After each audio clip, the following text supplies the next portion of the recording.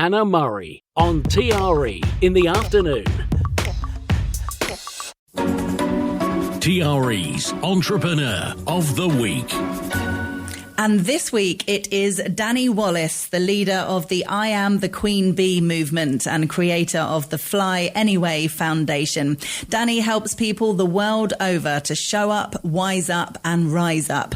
The BIG Festoon is her flagship event, which is the UK's fastest growing, most intentionally inclusive business education platform. A 2-day experience at the AO Arena in Manchester, combining business strategy, personal development and networking. Welcome to the show, Dani.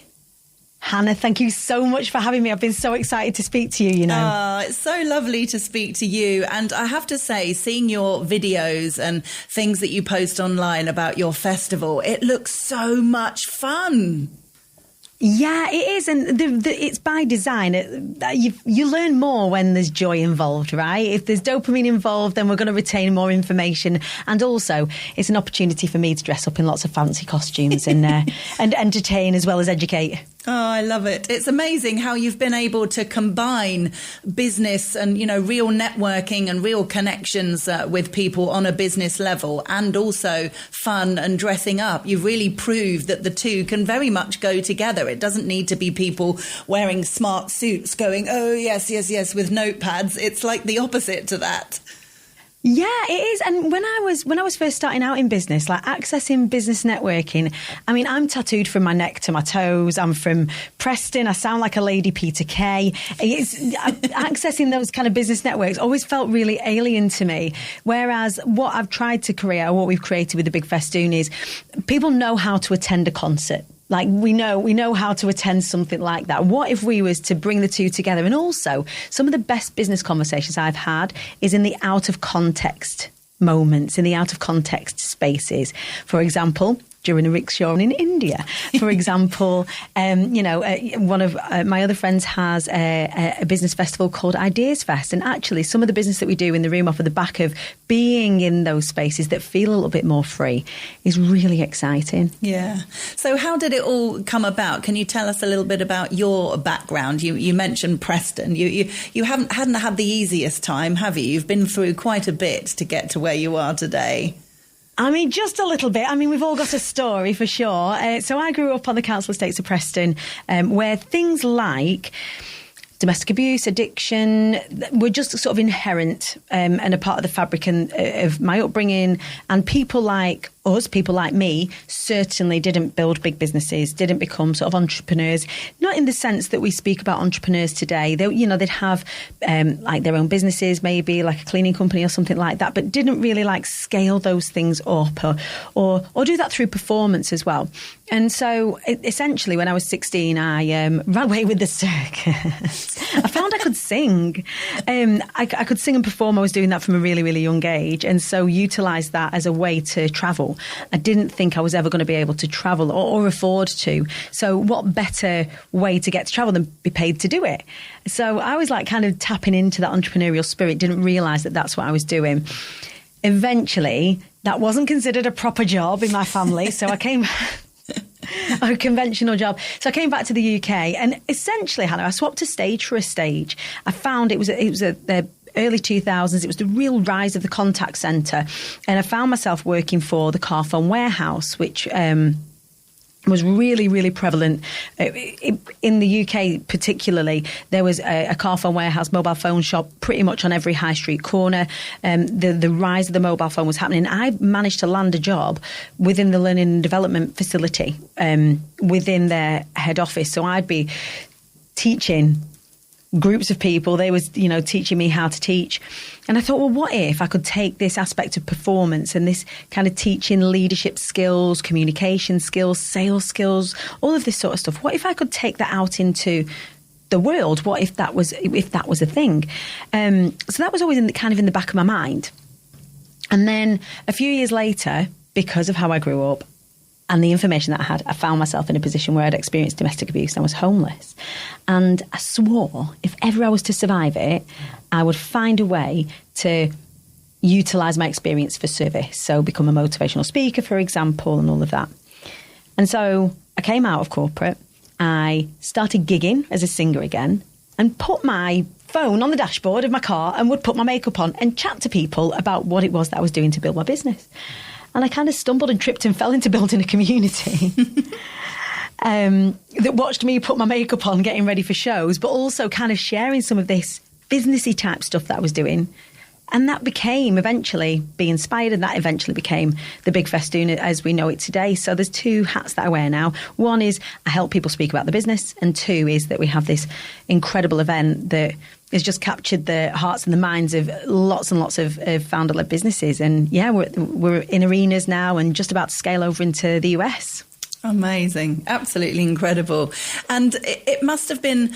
There must have been more than one moment when you thought, is this really going to work? Because it's so, because it's so different. You know, it takes a massive amount of not just effort, but confidence to go with it, to think, yeah, this is going to be great. Because, I mean, it so easily couldn't have been. People might have gone, this is a bit strange. I not really getting it. But the opposite has happened. You know, literally people are absolutely loving it and going, oh, thank goodness there's a space where we're included, because inclusivity is one of the massive points of the BIG Festoon. Can you just explain that part of it? Yeah, absolutely. So being, someone from a sort of a poorer socioeconomic background, being a woman in business, for example, being having had lots of different lived experiences, it's often difficult to access certain spaces because they're not really built for people who have alternative lived experiences. And by that, I mean, there's lots of people who, like the queer community, for example, the black community, disabled community. Even from an accessibility perspective, there are lots of people that are finding as entrepreneurs they're neurodivergent, and therefore their thing like executive function or their social anxiety might be quite high, which means it's quite prohibitive to do business in the conventional way. And so I was like, well, how can we, without making it an activist rally, how do we, because it could be very easily, it could easily go that way. How do we just lead with, you're welcome here. You are welcome here, regardless of where it is that you come from. If you've got a great business idea, if you're a good person doing good business, come here, we'll teach you more about sales, marketing, speaking, visibility, taking up space. And also you can meet other founder-led businesses that have got, similar or even different experiences so that you can tap different markets. Because I think that was something that was a real thing, is that there are lots of disabled business owners, neurodivergent business owners, queer business owners that are worried and scared to do business in wider marketplaces because they don't either feel welcome or accepted. What if there was somewhere where everybody, regardless of who you are and where it is that you come from, if they can identify themselves as being in that space, it's easier to do business. So taking into consideration things like accessibility, taking into consideration things like people's attention spans aren't the same as what they were, where you could sit in a business seminar for 2.5 hours while someone banged on at you about, I don't know, funnels or whatever. And what if you could get short, sharp access to more people who are teaching in that space so you could spend more time with them? Allow for digital ways of learning, allow for things to be captured so that you can go back and watch them, have things like closed captions on the screen, non-gendered toilets. All of these things don't necessarily make the event what it is. It just allows people to see themselves in the space where they may not have done before. And that, I think, is what's really captured people's imagination. Yeah, for sure. Is it one of those things where as soon as you've started going down that road, you're constantly coming up with more ideas of things you could, we need to do stuff for the deaf community and we need to make sure that the blind are catered for. And, suddenly, it's going down a rabbit hole, I guess. It's difficult, yeah. And I think a lot of people are frightened to do it because it feels like a rabbit hole. And all of these provisions cost money. So when you're running events, add cost to the running of the thing, and it's difficult. The climate for events and getting people to events and having those events be commercially viable, that's a real thing. So if you're saying, right, okay, in order for us to reach more people, we need to add things in that aren't marketing centric, that's not going to really necessarily put anything on the bottom line other than to help people feel safe, it's very easily put down as a necessary spend. So it does open up a bit of a Pandora's box. And also, we've got to be okay with the fact that we're not going to cater to everybody. Like, that's going to be a really difficult thing. We can do as much as we can with what we've got. We can try and make ourselves as accessible as possible and keep receiving feedback. We're never going to, be able to make everyone feel safe. Oh, my goodness. It's a real spike to sit on as well, because once you start kind of leading with that, if you miss something, it's very easy to kind of, for people to come for you about it as well. Yeah. Like, oh, you're not inclusive because of this. We're just learning. Yes, that's one of our values, but actually the reason why we're here is to help you speak about your business, is to help you market your business. That's the real reason why we're here. We're just trying to make ourselves more accessible in ways that many other business events aren't. Yeah. And people being able to speak about their business in an eloquent way is really important. And so often it doesn't come to people naturally. So unless they've had someone showing them, even if they've got the best business in the world, to stand up on stage and talk about your business is not easy. Hannah, it pains me how many people throw themselves under the bus when somebody asks them what they do. Like going to networking meetings, it's almost accusatory. What is it that you do? What do you do? What do you mean, what do I do? What do you do?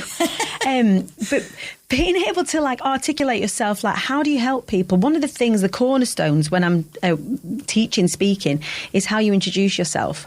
And that's something that you'll keep coming back to again and again as your business grows, as your role grows, all of that sort of stuff. But revisiting that, introducing yourself is the absolute foundation on which to build any kind of speaking about your business. Yes, your name, yes, your job role. And so many entrepreneurs will often find fun ways to flower up what it is that they do because they, kind of want to sound more important. Or they go, I'm just something. I'm just a solicitor. I'm just an accountant. I'm like, you're not just anything. Who you help and how you help and what's the magic of working with you needs to form part of how you introduce yourself. And that, again, the more that entrepreneurs know that, who do you help and how do you help? And when somebody asks, what do you do? Allow yourself to say that. Allow yourself to say that, there's real transformation that we create through the work that we do. You're not just an anything. So getting people to understand very quickly what you do and then who you help and what the magic is on the other side of it, that is really, really, really important. And one of the things that I keep coming back to with all of, our founders in our community. I suppose we're brought up in Britain particularly that you mustn't boast, you mustn't talk about yourself. How very dare you be excellent at what you do and tell people. Exactly. It's true though, isn't it? That we're not supposed to do that. Other people compliment us and even then we're supposed to be all embarrassed and, oh no, this old thing, if it's a dress or whatever. But doing it to ourselves, talking about ourselves in a positive way is difficult for people because you've been brought up not to. So the idea of, I'm just a radio presenter, as opposed to I'm a radio presenter, I've been doing it for over 20 years, and coming out with these amazing statements that makes you sound as great as you are, is hard for people. And you are. It's hard for people to do, but I think in the USA particularly, they're great at that, really leading with that. And we kind of look at that, and I mean, being British myself, you can see culturally we often hide behind a bushel, expect somebody else to have experienced us and do that on our behalves. We need to learn that no one's really going to do that for us properly, especially if we're in growth and especially if you're founder-led or you're an entrepreneur and there's only you doing it. You might not have lots of people know about you yet. So you've got to be able to say, yeah, I'm really great at this. Here are the receipts, for example, or here's the proof that we've got. And why would we make ourselves smaller? We've got to be audacious. The business that I created, its parent company, IATQB, I Am the Queen Bee, has nothing to do with me thinking, I'm so much better than everybody else. It's if someone scrappy like me can walk into a room and declare themselves royalty, then audaciously, then I would hope I would inspire somebody who was really good at what they do to at least admit that they're good at what they do. Definitely. So where does that come from, I Am the Queen Bee movement? What does that mean then? So when I first started out in building my community and not realising that's what was happening, I was actually selling mascara online. So I was putting my makeup on in my car, live streaming, selling mascara, because it was like another hustle that I had in tandem with me gigging. And within the multi-level marketing arena, you would build a team. And the team, I was thinking like, okay, so I love the idea of saying I am the queen bee. And it not really being about me, it being about inspiring other people to audaciously take up space. Now, the business itself is called IATQB now because we're not gendered, and I work with lots and lots of different types of people, not just women or people who identify as a queen bee. But bees do lots of really cool things that you can use as an analogy for business. So, for example, the BIG Festoon is called the BIG Festoon because bees, when they're building something new, actually they link arms. They lace arms and they show the other bees where to build to. They use themselves as a unit of measurement for success. So I was like, that makes tons of sense. It's the BIG Festoon. It's the big linking of arms where, you know, more established businesses and new businesses can come, and the room is the leveler.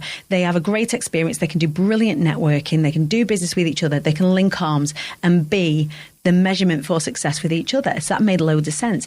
Bees as well, which I love this, Hannah, is that when they find a good bit of pollen, when they find a good patch of flowers, they will go back to the hive and they will share via the medium of dance. It's called the waggle dance. Stop. Yeah, honestly, via the medium of dance, will move their bodies, and via that kind of communication, we'll share with the other bees where the patch of flowers is and all of that kind of stuff. I love that. We should be communicating with each other via the medium of dance. Absolutely. Where is the good stuff? It's over here. Love that. Oh, fantastic. So it all links together perfectly. Absolutely. You know, and if you think about like a community of bees or a swarm or a hive, actually the queen bee just has a job. The job is no more or less important than anybody else's job within that hive, within that community. It's just a job. Her job is egg layer. It's not to rule anything. It isn't. It's just, that's just her particular job. The worker bees, the bees that work in the nursery, the bees that go out and find the good nectar and do the waggle dance, they all are really important and super important to the health of the whole hive. So with our community, the IATQB community, the BIG Festoon community, it's really understanding that newer, fresher, younger businesses bring an energy that older businesses, more established businesses can kind of absorb, as well as the younger businesses being able to learn from those more established businesses. Everybody is important, especially in today's economy where we can take back autonomy through business. And I think that's really important. Yeah. And moving forward, I mean, what is the plan? You say you're going to America. Is that must be your main focus, is it? Yeah, so the big job over the past 6 years has been growing the event, and we've grown event on event over the past 7 years. We've doubled in size. Over the past 6 years, we started as a 50-person attendee. Through now, we just entered into the AO Arena in March, just over 1,000 people attending. We needed a venue that we could grow into, and the AO Arena in Manchester seats 23,000 people, so that's plenty of room to grow into. Yes. Which is undercover, which is great. So I'm not going to get raided on or anything like that. So to take that big box blueprint and to then replicate that over in the different continents, allow us to grow the movement. This movement of founder-led businesses, entrepreneurs, people who are taking back autonomy over their finances, people who are choosing their skills and their talents and leading with those, and taking that further across the globe. So we took the BIG Festoon to LA this time last year as a litmus, just a little 100-person event.